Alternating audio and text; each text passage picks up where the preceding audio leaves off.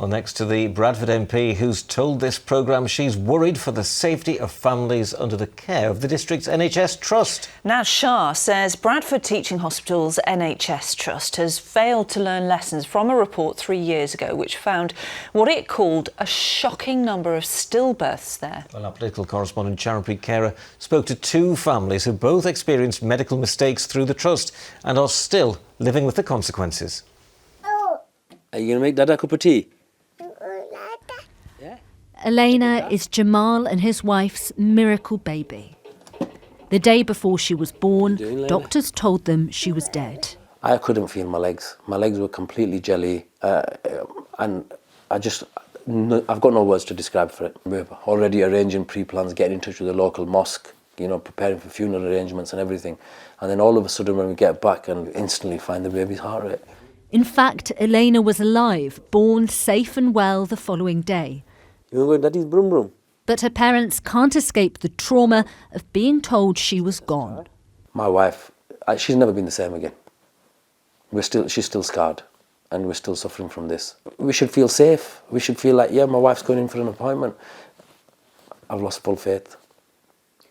And how does that make you feel about having to go there in the future, potentially? Scary. Petrified. I'm even thinking twice of having another child.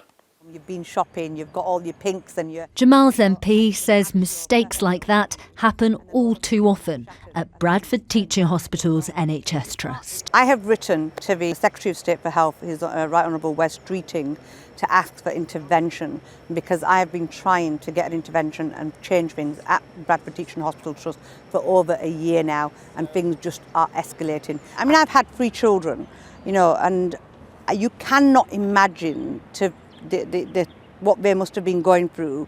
And when I spoke to both of him and his wife at the time, it was heartbreaking. In her letter, Naz Shah claims there's a pattern of bullying and intimidation at the Trust.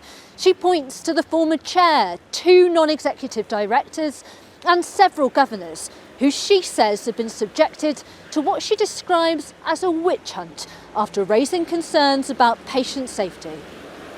She's my first daughter, my only daughter. She's always my daughter.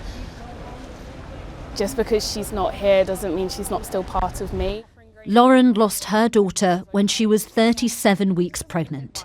That year, the Trust stood out for its rate of stillbirths, 3 times higher than NHS targets. Nobody had picked up on the fact that her growth had completely tailed off as it should have.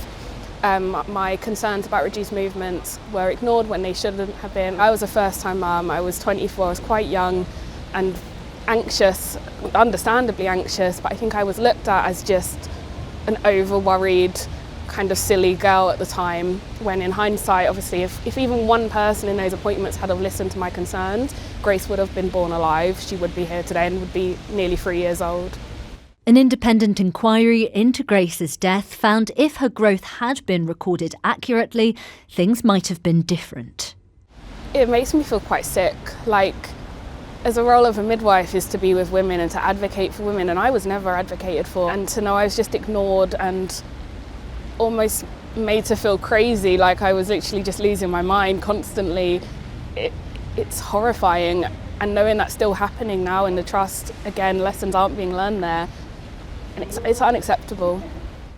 Bradford Teaching Hospital's NHS Trust says it's committed to learning from what happened to baby Grace to improve outcomes for all mums and their babies, and have made changes after the investigation into her death. In baby Elena's case, they say scans of this nature can be complex to undertake, and that a full internal review has been undertaken to understand what happened. The Trust says it can't comment on Naz Shah's letter while matters are ongoing, but that recent CQC inspections reflect improvements in maternity care.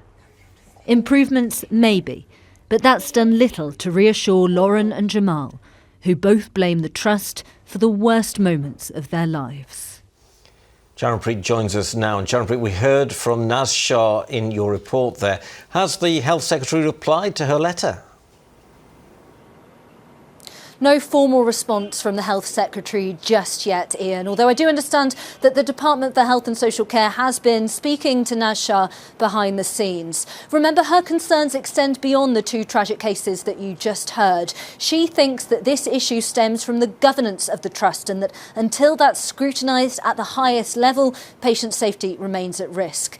Lauren, who you heard from in my report, agrees with that assessment. She's actually studying to become a midwife now, hoping to turn the death of her baby Grace into something positive that will benefit future mothers. She told me that she's disgusted that the Health Secretary hasn't issued a formal response to Naz Shah's letter. She said that it feels that the government is treating neonatal and maternal deaths like a problem that can just be ignored, and that as a result, she's lost complete faith in the system. Well, we did contact the Department for Health and Social Care for a response, but they didn't get back to us. Sharon Preet, carer reporting from Westminster. Thank you.